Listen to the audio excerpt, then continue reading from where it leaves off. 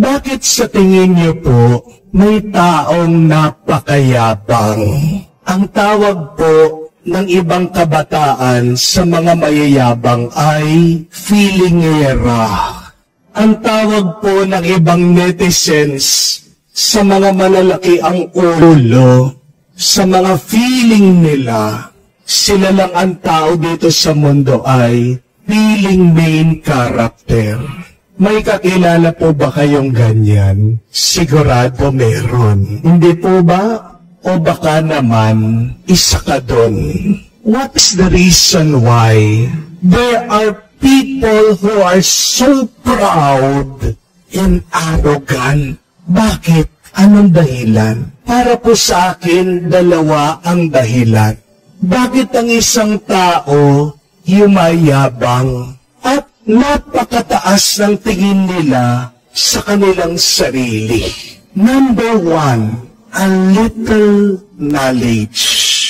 But second, a little money. Di po ba? Yan yung dalawang dahilan madalas. Bakit lumalaki ang ulo ng tao? Napakataas ang tingin niya sa kanyang sarili. Yumayabang siya. Pag meron siyang kakaunting kaalaman, kakaunting pera o kayamanan. Hindi niya po napansin pag yung kabataan natuto ng magmaneho. Aba, kala mo kung sino pag nagmamaneho, nakikipagkarera. Hindi po ba? Pag first time na nakatikim ng beer, ng alak, kala mo hindi tinatablan ng kanyang iniinom. Di po ba? Ano po ang kasabihan? That a little knowledge is dangerous. Mapanganib, yung kakaunti lang ang iyong alam. Dito lang nga po sa parokya, meron pong mga iba, kala nila, mas magaling pa sila sa pari. Kung sila'y magsalita, kala mo alam nila ang lahat tungkol sa simbahan. Ako po, nakapag-masteral na ako. Pero tahimik lang ako. Pero yung mga hindi nakapag-aral, pag sila na nagsalita, pag sila na nagturo-turo dito, aba, kala mo, daig ka ang Santo Papa. Ano po ang dahilan bakit yumayabang? Dahil merong natutunan na kakaunti, napanood sa YouTube, napanood sa Facebook. Diba? Ang daming ganyan ngayon. Yung meron lang napanood sa TikTok, katapos pupunta sa comment section, pag magsusulat, kala mo, ekspertong-eksperto. A little knowledge is dangerous. Pag meron kang kakaunting kaalaman, yumayabang ka. But second, be careful. A little wealth can make you proud and arrogant. Parang yung kasabihan, pag ang uwak, ang hayop, ay nakatungtong sa ibabaw ng kalabaw, feeling niya kalabaw din siya. Di po ba? Ano yung kalabaw? Ano yung tinutungtungan niya? Tinatapakan niya.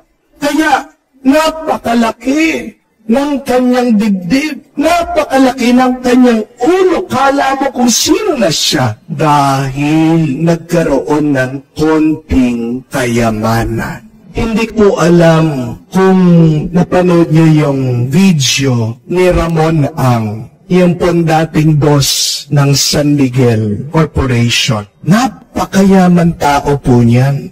Bilyonaryo po. Napanood ko po yung video niya. Nagkasalubong po sila ng isang senador. Anong ginawa ni Ramon Ang? Yumuko, nagmano mo sa senador. Sabi niya, milyonaryo. Pero siya pa yung yumuko, siya pa yung nagmamano. Yun yung tunay na mayaman. Yung mga piling mayaman, alam mo eh, kung nagkaroon ng pera, bibili ng branded na damit, bibili ng magandang relo, Makikita mo, meron silang hepatitis. Bakit hepatitis?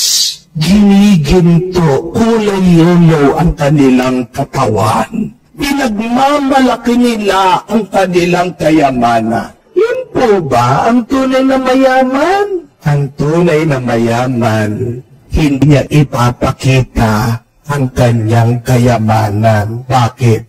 Baka ma-hold up siya. Hindi po ba? Alam niyo po, ang Panginoon, mas appreciate niya, mas mahal niya, mas gusto niya kung tayo'y nagpapakumbaba. Ang sabi nga ni San Agustin, 3 daw po ang susi sa langit. Ano ang 3 susi sa langit? According to St. Augustine, number 1 is humility, number 2 is humility, and number 3 is humility. Ito ang pinapaalala ng Panginoon sa atin sa pamamagitan ng pagturo niya dito sa lalaki na napakayaman. Tinatanong ng lalaki, Panginoon, paano ko makukuha ang buhay na walang hanggan? Sabi ng Panginoon, gawin mo lang 10 utos. Alam mo yan. Yung pala, pinagmamalakihan niya ang Panginoon. Sabi, Panginoon, maliit pa lang ako, ginagawa ko na yan. But there is something more. See, a little knowledge is dangerous. Kakaunti pa lang ang alam niya, pero sabi ng Panginoon, you are still missing something. If you want to become perfect, then sell all that you have, give to the poor, and then follow me. Umalis daw itong bata, itong lalaki. Nalungkot siya. Bakit? Kasi marami daw siyang kayamanan. Sa pagkadami-dami ng kanyang kayamanan, hindi yun ang susi ng kaligtasan ng kanyang kaluluwa. And I am reminding you, my dear friends, your money can extend your life, but it can never help you gain your salvation. No matter how much money you have, you cannot buy happiness.